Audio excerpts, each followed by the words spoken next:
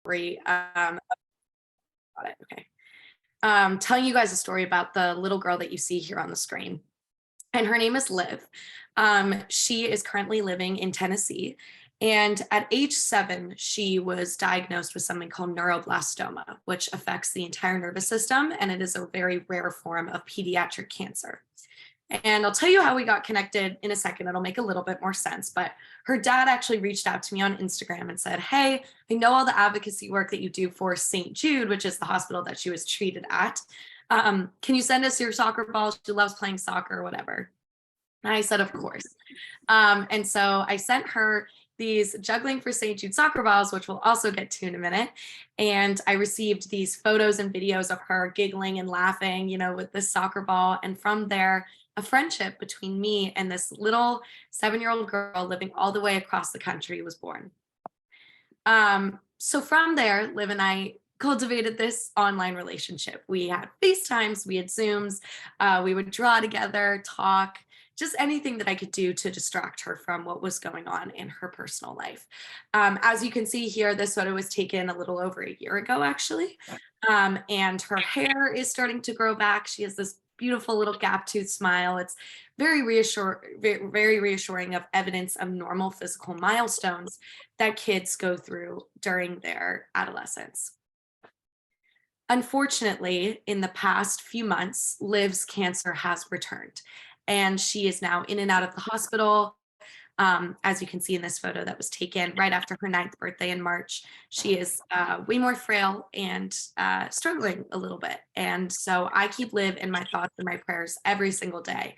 And what I ask of all of you listening to this presentation is that you keep Liv in the back of your mind during the rest of this presentation, because everything that I've done, everything that I've accomplished or seen is all for kids just like Liv. And so also, if you are someone who is active in prayer or religious, I also ask that you keep her in the back of your thoughts. Thank you.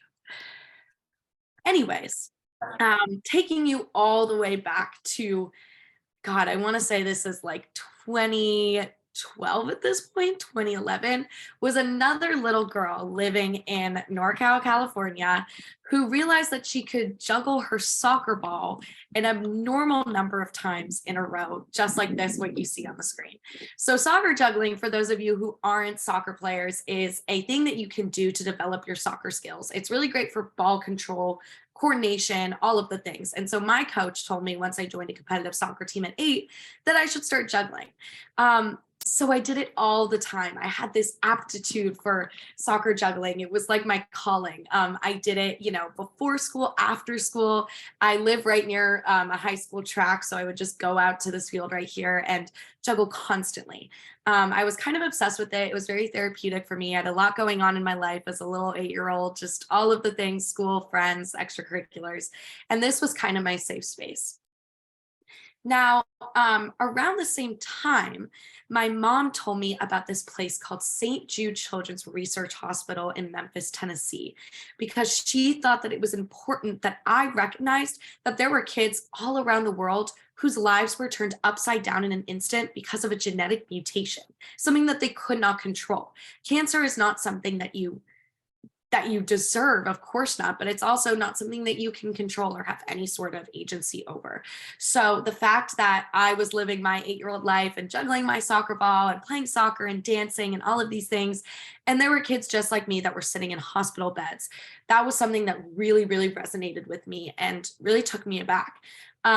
But the special thing about St. Jude is that they are the only hospital in the entire world that treats kids with cancer free of charge, meaning that families don't have to pay for housing, travel, food, treatment, obviously, anything. I mean, it's a truly incredible place. They are all about hope versus cost.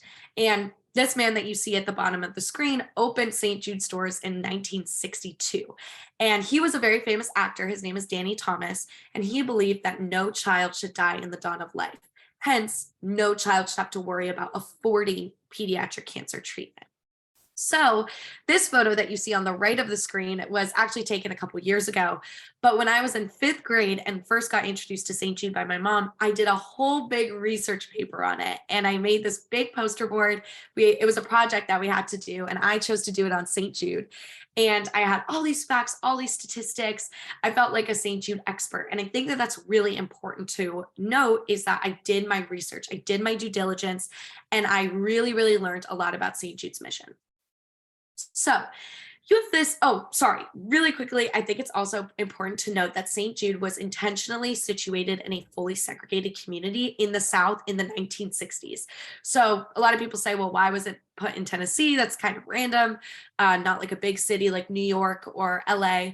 But Danny Thomas believed that no matter who you are, no matter the color of your skin, your background, religion, ethnicity, you should have access to this life-saving healthcare materials. So you have this hospital all the way in Memphis, Tennessee, and a soccer juggler all the way in Northern California. And a lot of people don't really understand how those things came together.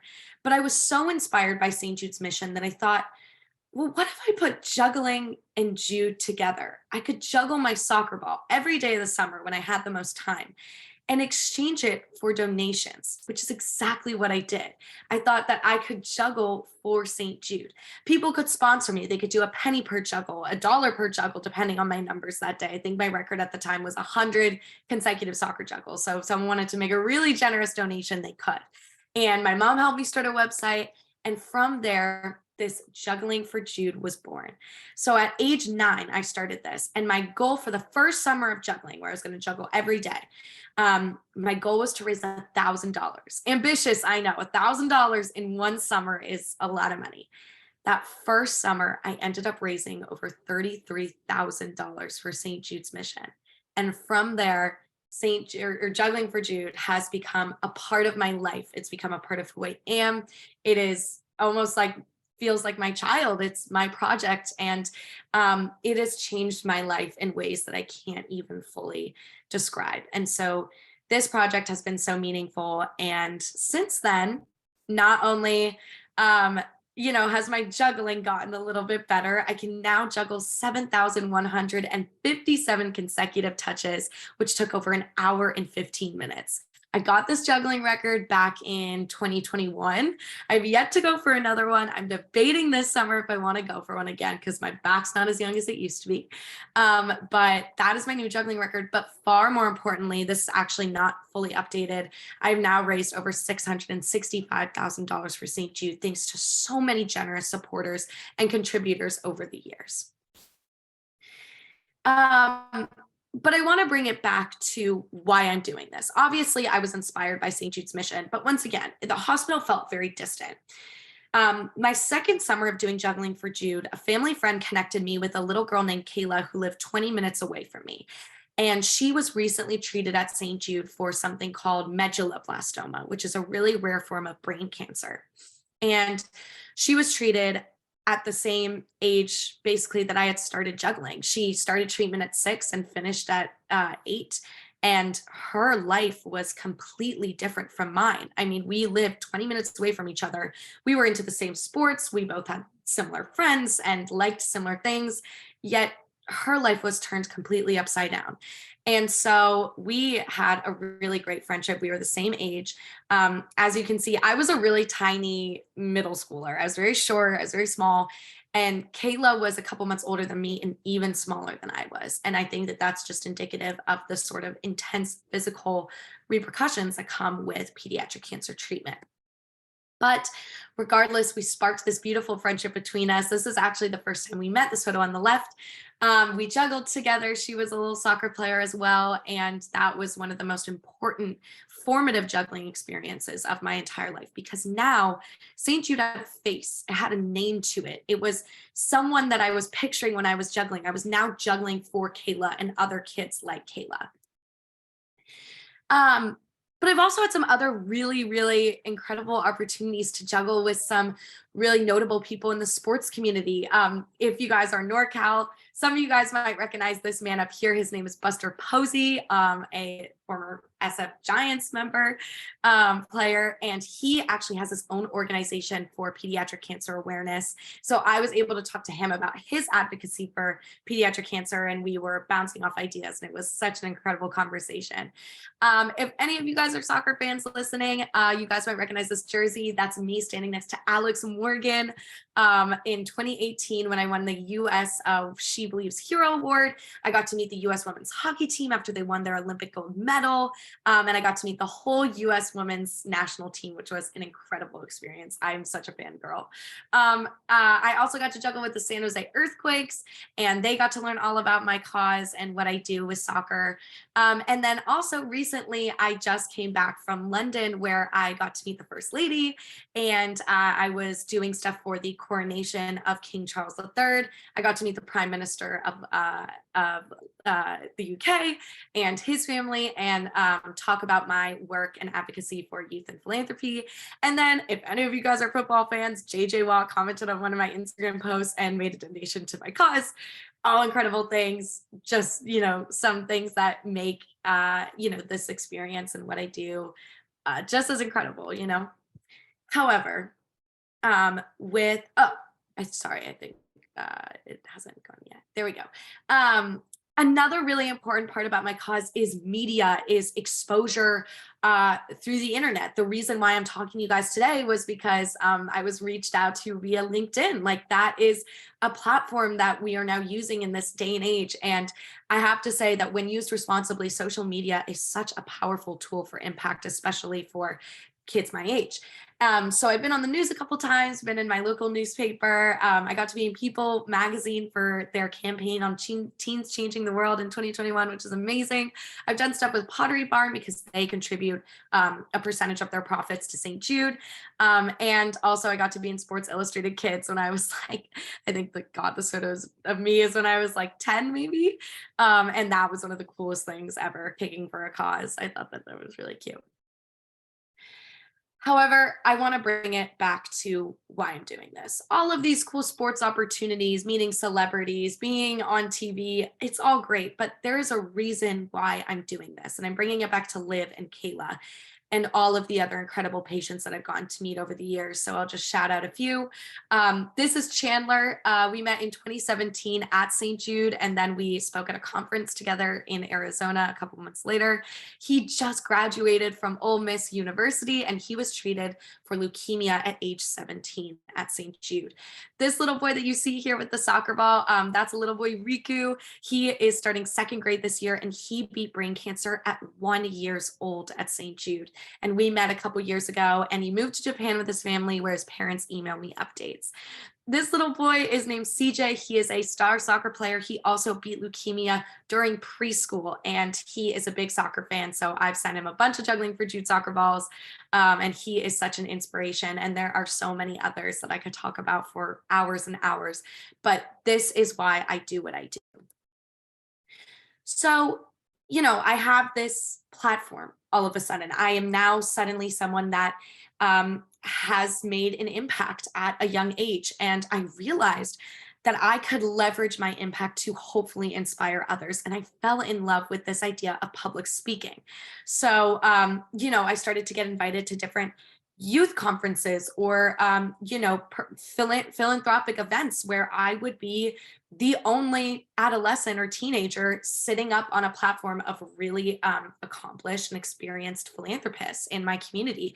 And I felt so empowered to be the voice for the next generation and to be someone sitting up there saying, we need to focus on cultivating a philanthropic spirit within our teens today, because I'm living proof that it's never too young to start a project of your choosing, to make an impact. You don't have to be a billionaire in order to contribute to charity. I was a little 9-year-old girl with $20 in my piggy bank, and I was still able to make this impact and forge change.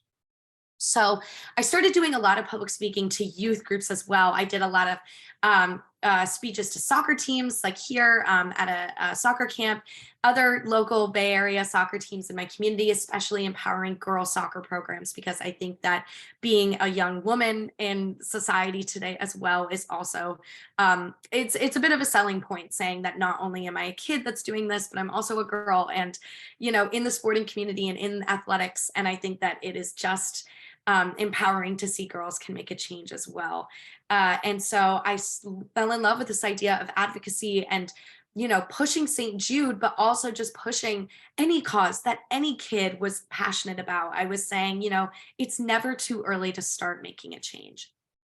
Um, and also, I was just talking to Simran about this earlier, but this idea during COVID that, so many things were shut down. I had sports canceled, activities, school, obviously.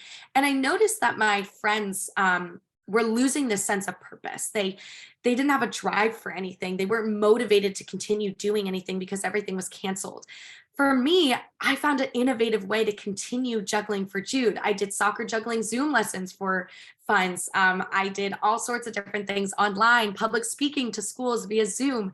I even launched a virtual Juggling for Jude challenge that attracted participants across 6 continents and professional soccer players in Mexico and Spain. And I was able to raise $50,000 for St. Jude through this virtual juggling challenge. So I realized that because I had this sense of purpose, regardless of what barriers arise, I was able to continue my advocacy and efforts for St. Jude. And that's when I knew that I wanted to democratize this sense of fulfillment nationwide, internationally, eventually, and work on social policy, educational policy, talking to adults about how we need to have structure in our curriculums about, ethical exploration and finding purpose and discovering ways to give back. And another thing that I will say is that have never really been fond of when adults say, you're the next generation and Gen Z has to fix all of the problems that us adults have left you, like climate change and, inequality and all of the problems that we hear in our news headlines today.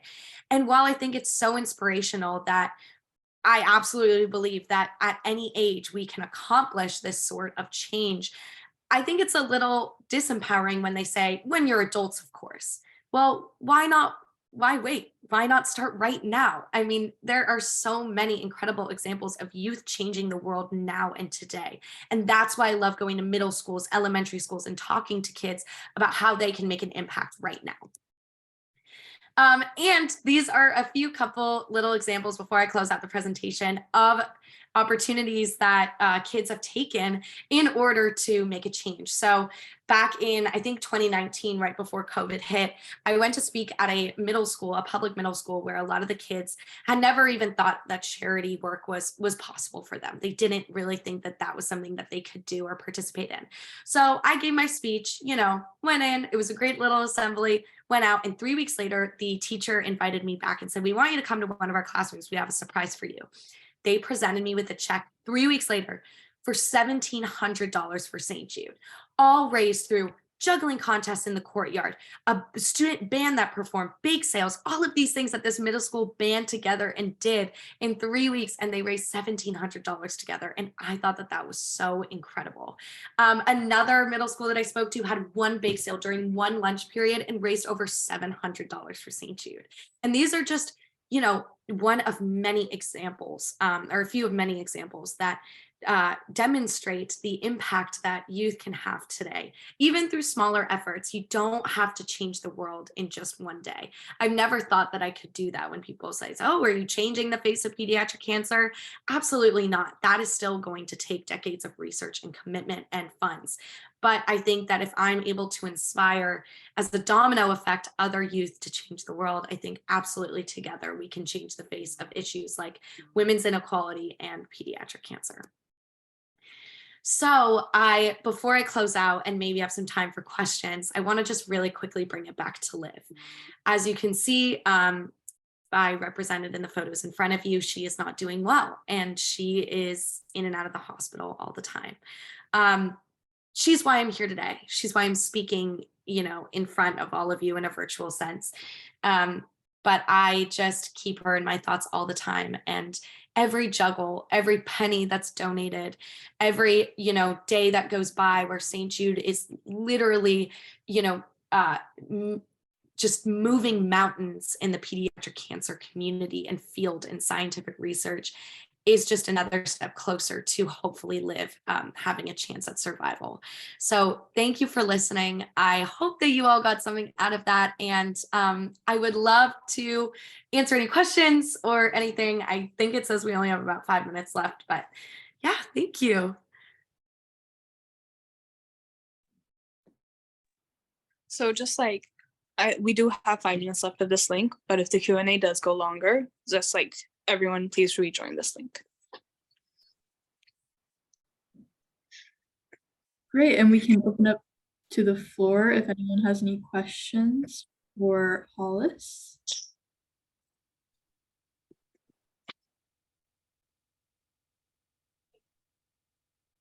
Do you want to work for St. Jude? That is a really, really great question.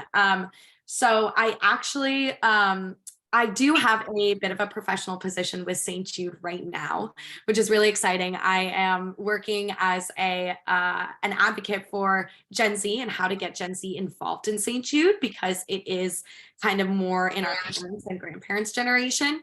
And so I do have a position with them right now. My dream is to become the CEO of OWLSAC, which is the fundraising arm behind St. Jude. The current CEO jokes with me all the time, like, oh, you're coming for my job. And I'm like, no, but can I low key? So that is kind of a dream, but I will always fundraise for St. Jude. It will always be a part of my life for sure. It's a good question. So I have a question. Yeah. What is the most impactful thing a pediatric cancer patient has shared with you? If you're willing to share. Oh my God, that is one of the best questions I've ever received. I think, anything that they've ever said. I think Kayla's mom actually said something once, really, really inspiring. Hearing from the parents, I think, is just such an incredible thing. And I'll actually share what a mother of a patient who passed away said. That really stuck with me. I actually have a photo of her daughter on my desk. Her name is Carson, and she unfortunately passed away a few years ago. But her mom gave a presentation at a conference for St. Jude that I was at, and she said, the survival rates for pediatric cancer are, I think it's now 4 out of 5 children survive in the United States. But what about that one child? And she keeps saying that one child out of 5 that still has not survived. And that is why we continue to do what we do. And I think that just really stuck with me, was that statistic of we have, moved mountains in terms of the research from what it was in 1962 to now, but we still have so much work to do. And it is that one child that means the world to everyone in the pediatric cancer community. So I think that was something really, really inspirational. But in terms of what the children say, I think that they want to be distracted. They don't want to talk about their experience as much. They will, but they just want to have a break from this harsh reality that they are confronted with. But yeah, that's a really great question. I hope I did it justice. Yeah, thank you so much. As someone who was in the 5th grade, one of my friend's sisters, she was 11. She passed away from pediatric cancer. So I do know how important that one child is. So thank you so much. Oh my God, I am so sorry for your loss and your friend's loss. It's just so tough. So I'm really sorry. Thank you for sharing. Does anybody else have any questions or comments?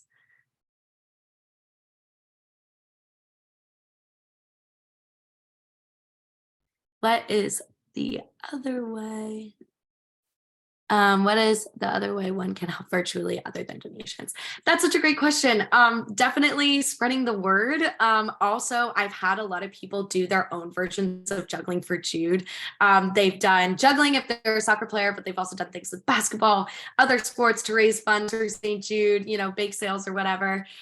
So honestly, besides donations, finding your calling, the cause that you care about, and the talent that you want to accompany it with, and making a change, I think is a way to help. If St. Jude is some cause that really resonates with you, amazing. If not, that's totally fine. Find what lights a fire under you. Find what keeps you up at night. What problems are affecting you personally, or what problems do you witness in your own community? And I think that would be a way that one can contribute. And the next question was, what do you think the future of this organization will look like? Well, I am going to college next year, and so I really hope to expand it once I get to college. I know that we're about to be cut off, and I do want to finish this question, so hopefully you guys will all join in a second. But I definitely want to expand it once I go to school, hopefully with soccer teams at school, and just keep fundraising and obviously work professionally for St. Jude. Carrying it into a more professional sense, I think, is a big goal of mine. But still juggling. I say I'm going to juggle till no child has to worry about cancer. So I think it'll always be a part of my life, for sure. I think Ruby will log off and log back on. Yep. Okay, sounds good. Yeah.